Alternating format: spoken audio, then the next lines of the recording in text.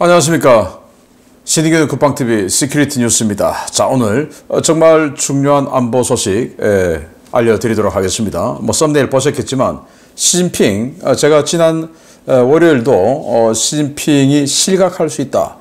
올 8월에 그 시진핑의 실각이 결정난다 라는 말씀을 드렸는데, 그건 이제 이른바 오신트 소식통들, 망명 정치인들의 전언이었어요. 그런데 지금은 대만의 우리 한국 국방부로 지금 카이다 국방연구원인 거기에서 연구 보고서가 나왔습니다. 시진핑이 완전히 아웃됐을 수 있다 라는 겁니다. 자, 어떤 상황인지 보겠는데요. 자, 그리고 지금 싱가포르에서 샹그릴라 대회 해서 이 국방장관 또 차관들끼리 이렇게 모이는 전략회의가 있어요. 여기에 우리는 뭐 장관이 없으니까 지금 정책실장이 갔는데 여기에서 아주 중요한 메시지가 나왔습니다. 국방비를 대폭 증가시켜라 라는 내용인데, 자, 어떤 내용인지 보겠고, 자, 그리고 저도 오늘 오전에 투표하고 왔습니다. 여러분들 혹시 투표하셨습니까? 네, 투표 다 하시기 바라고요. 특히 우리 신의균의 국방TV 이 애청자, 애독자 여러분들께서는 반드시 투표를 하셔야 된다. 왜냐? 대한민국 구해야 되니까. 우리가 안보를 걱정해서 국방TV를 보는데 이 대한민국을 구하는 투표에 안 나서면 안 되죠. 몸이 좀 불편하더라도. 저도 오늘 투표하러 갔더니 그 보조 보행기를 도움을 받은 어르신도 투표하러 나오셨더라고요. 자, 투표해 주시기 바라고. 또 두 번째, 고등학생 중에서 만 18세가 넘는 고등학생이 있을 겁니다. 그런 고등학생도 이번에는 투표합니다. 그런데 나 고등학생이니까 나 투표 아니잖아 해서 안 나가는 학생들이 많이 있다라는 거예요. 자, 그래서 여러분들의 자녀, 여러분들의 손자, 손녀들 중에서 지금 만 18세가 된 고등학생인데, 고3인데 모르고 지금 안 나가고 있는 손자 또는 자녀가 있다면 지금 빨리 나가서 대한민국을 구할 수 있는, 그리고 그들의 미래를 구할 수 있는 투표를 하라고 말씀 주시기 바라고, 용돈도 주시기 바랍니다. 자, 주요 소식 보겠습니다. 첫 번째입니다. 한국의 정치 상황에 따라 주한미군 감축 또는 철군에 대한 우려가 점점 커지고 있는 가운데 우리 국방부가 미국 측과 접촉해 주한미군 현상 유지를 요청했습니다. 주한미군 지위와 규모 변화에 대한 우려가 없다면 이런 일은 없었을 텐데, 오늘 투표로 주한미군의 미래와 대한민국의 미래가 결정될 것 같습니다. 조창래 국방부 정책실장이 지난 6월 1일 싱가포르에서 열린 제22차 아시아 안보회의 일명 샹그릴라 대화에서 미국 측 대표단과 접촉해 주한미군 관련 논의를 진행한 것으로 뒤늦게 알려졌습니다. 조 실장과 우리 국방부 측 인사들은 샹그릴라 본회의에 앞선 지난 5월 31일 싱가포르 모처에서 미국 상하원 대표단 인사들을 만나 한미동맹의 중요성과 주한미군 전력 현상 유지의 필요성을 설명했습니다. 조 실장은 미 의회가 주한미군의 중요성에 대한 초당적 인식을 바탕으로 주한미군의 현 수준 유지를 위해 지속적으로 노력해 준 것에 감사를 표한다 라며 한국군과 주한미군 28,500명이 굳건한 연합방위태세를 기반으로 대북 억제력을 높임으로써 영내 평화와 안정을 유지해 나가야 한다 라고 강조했습니다. 국방부에 따르면 미 의회 측은 조 실장의 이러한 발언에 대해 한국에 대한 미국의 방위 공약은 확고하다, 미군의 모든 군사적 역량을 동원해 확장 억제를 제공할 것이라고 약속하면서 조선 방산협력을 강화하고 과학기술 동맹으로 발전한다는 한미의 노력을 지속적으로 지지하겠다라고 밝혔습니다. 문제는 우리 국방부 측은 이번 접촉에서도 미국이 가장 우려하고 있는 중국 위협에 대해서는 언급하지 않았고, 북러 협력이 인도태평양 지역에 미치는 영향만을 강조하며 최근 트럼프 행정부와 미 의회에서 초당적으로 요구하고 있는 동맹국의 역할을 또 외면했다는 점인데요. 부디 내일 들어설 새 정부는 한미 상호 방위 조약에 대해 잘 이해하고 한미 동맹을 진짜 동맹으로 유지, 발전시켜 나갈 정부가 되기를 간절한 마음으로 기원하겠습니다. 네, 아시아의 안보 전략 대화죠. 샹그릴라 회의가 싱가포르에서 열렸습니다. 자, 여기에서 뭐 지금 우리는 뭐 장관이 없으니까 또 차관도 지금 이 현재 상황이 아주 엄중한 상황이죠. 그래서 차관도 안 가고, 그래서 지금 국방부 정책실장이 갔어요.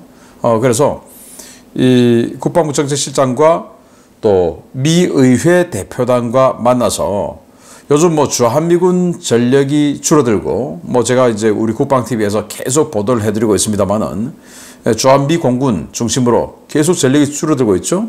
그리고 방공부대, 경북 칠곡에 있는 외관, 그 주한미군 물류기지를 지키는 패트리어트 포대도 빠져나가서 바레인 갔다는 거 아니겠습니까?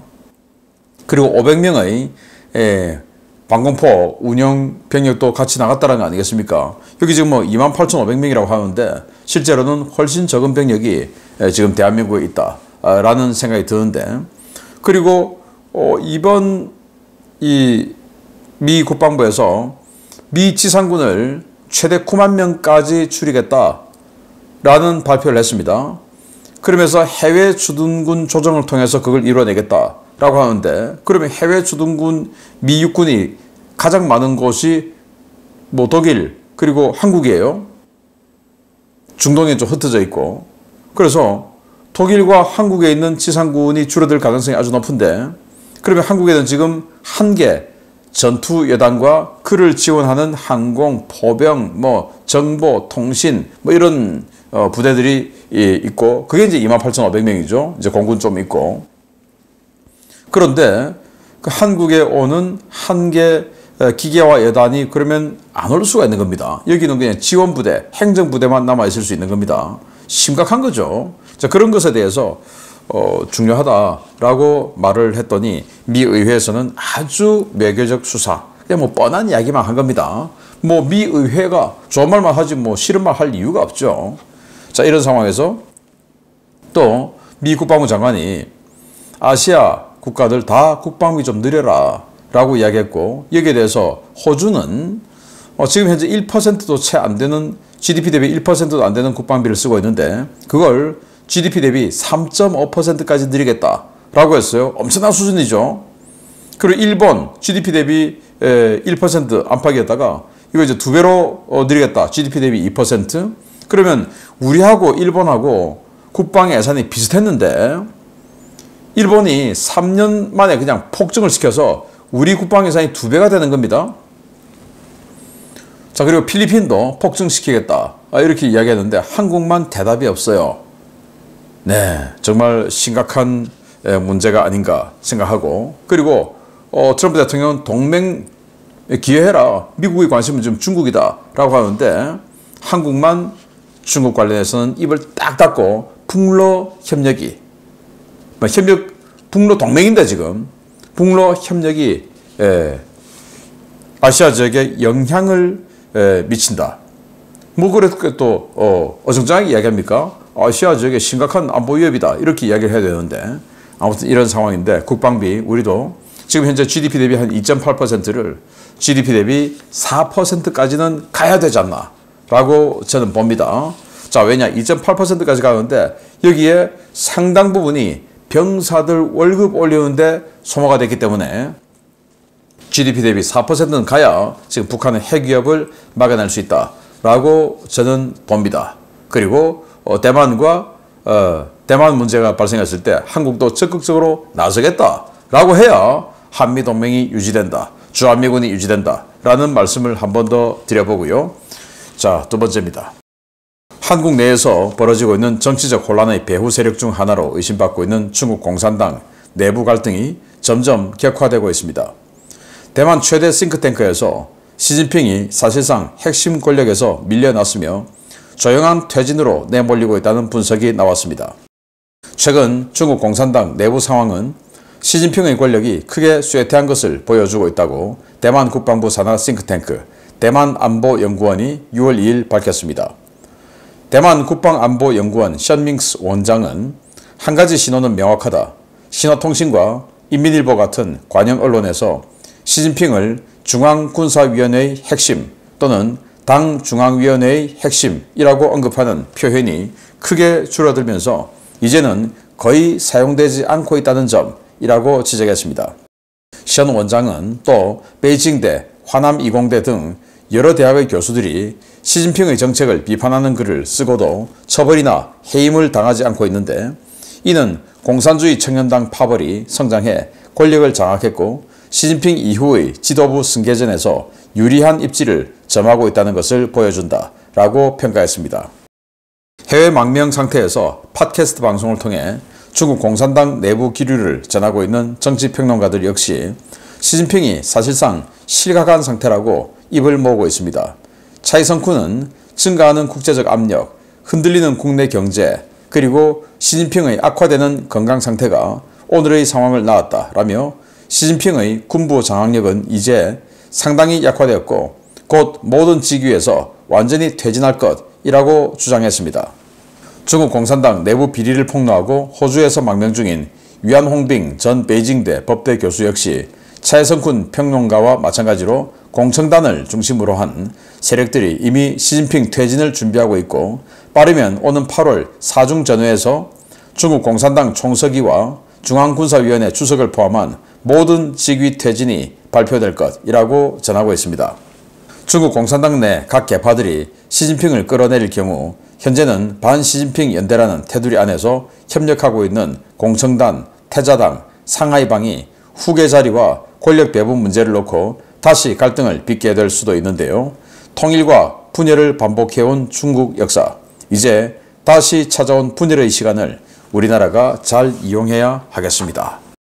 와, 시진핑. 네, 제가 위클리 디펜스를 통해서 이 시진핑이 8월에 실각할 것이다 라는 예상을 말씀을 드렸는데, 대만 국방부의 우리로 치면 국방연구원이죠. 카이다.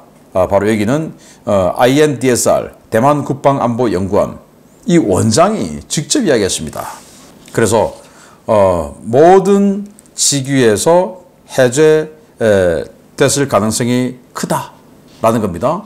또 중앙군사위원회의 핵심, 또 당 중앙위원회 핵심이라고 언급을 해왔는데 최근엔 거의 안 쓴다 이 말이죠. 그건 뭐냐? 당 중앙으로 인정 안 한다 그 말입니다. 자, 이런 이야기. 그리고 이제 베이징대 교수, 이제 칭화대, 시진핑이 칭화대 나왔으니까 베이징대하고는 좀 경쟁 관계 아니겠습니까? 베이징대 교수나 화남이공대 등 조금 공청단하고 관계가 되는 교수들이 시진핑을 좀 까는 이런 칼럼을 적으면 그 사람 실종됐어요. 실종. 숙청되고 실종돼서 사라지고, 뭐 사라졌다는 것은 어디 가서 뭐 죽었다 그 말이겠죠. 그런데 지금은 그런 칼럼을 쓰고도 멀쩡하다 이겁니다. 그 말은 시진핑이 공청단을 통제를 못한다. 이 말이 되겠죠.